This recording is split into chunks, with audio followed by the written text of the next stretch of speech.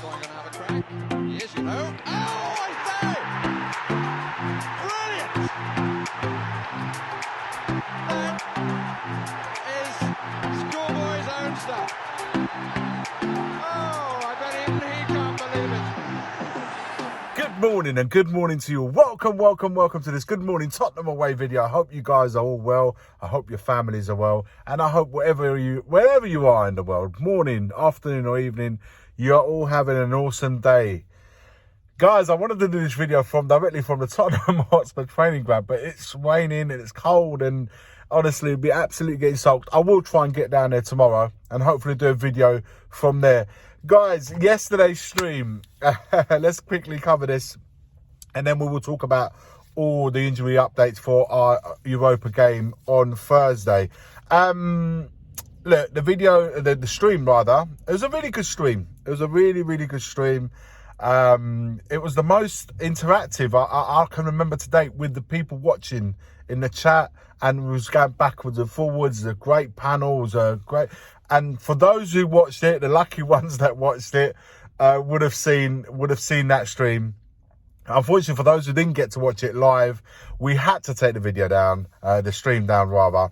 For those who know, it was a little clip that we put up, or still put up in regarding how Bentancur dealt with Mainu and in the match, and obviously we won't go into it too much, but of course it was meant to be a laugh. It was having a laugh. It was a joke. It was nothing more to it, but you know what it's like. Someone will always get a little bit upset, and yeah, and for that reason we had to take the stream down again. I'll say it because for people who suggested that edit it out, we couldn't get it out. It was already it was too far gone from that to edit it out in the end. As you know what, the best thing was to take it down, which is sad because apart from that, like I said, it was a really good stream.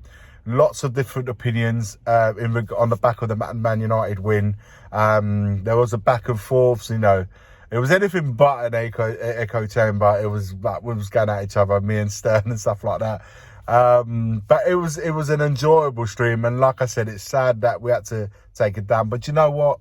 It is what it is. We can't change it, and we move forward. And that's exactly what we're going to do right now. Moving forward to the injury updates, we have got a few. Like I said, the games are coming thick and fast. We just got over the Man United game, but today we've got to forget about the Man United game because Thursday we have another important game away to Ferencvaros. I can never say their team name properly. Ferencvaros. Forgive me, guys, if I've said it wrong. But we got them. We are playing them away this Thursday night. And we've got obviously some injury doubts. The most important ones are obviously Son Heung-min and Destiny Udogie, which we'll get into it. So Udogie is Son rather, major doubt. A type of injuries are specified, but I believe it was like he had an issue with his hamstring. That's what seems to be the going problem.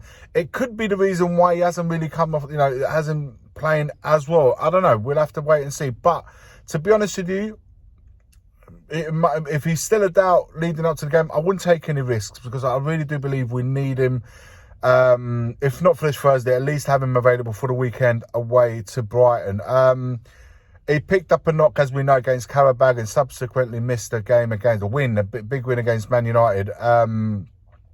So is a doubt for the trip to Hungary. So, like I said, for me, if he isn't 100%, I'd rather keep him to the side, play the others, or play the same three that played against Man United, and keep Son fresh for the weekend. Really isn't a point of risking at this point in time. The next person, guys, is Destiny Udogie, who I think he hurt his quad thigh area. So that happened against Man United. It was hauled off at half time at Old Trafford due to an issue with his quad. An area where he had surgery in the spring, and even though Postecoglou provided a positive update after the game, his availability for Thursday is also up in the air. So if he doesn't play, we can't really call upon Jed Spence. Again, another mistake I feel that we, I don't know, the club, the coach, whoever, we have made not putting Udogie in there. Sorry, I beg your pardon, Jed Spence in there.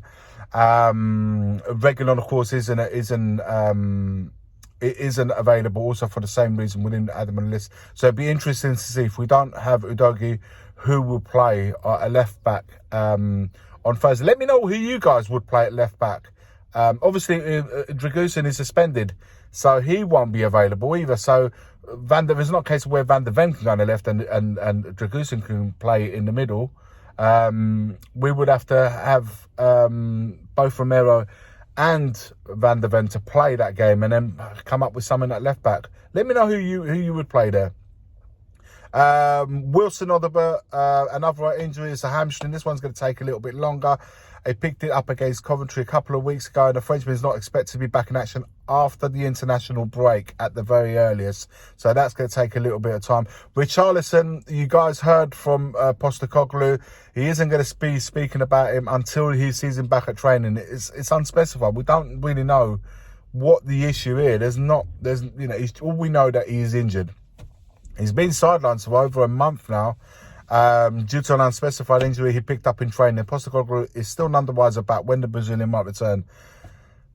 Make of it what you will. Let me know what you guys think of that. What is going on with Richarlison? And lastly, as I mentioned earlier, Dragusin, his horror moment against Karabakh Romania, caught out by Juninho, who was then brought down by the Spurs defender when clean through. Dragusin was given a straight red, and therefore will miss the match through suspension. Romero, as I said, is going to be back into the team and play his first Europa League game match. It'd just be interesting to see who will play at left back. I think Porro will play as well. So 3 of our back 4 will be there. Be interesting to see who plays left back, and obviously for the rest of the team, we'll have time to get into that in the days to come, tomorrow perhaps, or even Thursday on match day. Be interesting. Let me know your thoughts in the comments below, guys. Who would you play at left back? Would you make any other changes? If so, who and where, in which position? Let me know all your thoughts. Really interesting to know what you make of it. In the comments below, I'll be reading them all, guys. And like always, whether it's a good comment, a bad comment, a slating comment, I always like it regardless, because it shows you that I'm reading them. So all good, guys. As always, forever always, come on you Spurs. The first game we look for, Robbie. Tottenham away. When we got Tottenham away.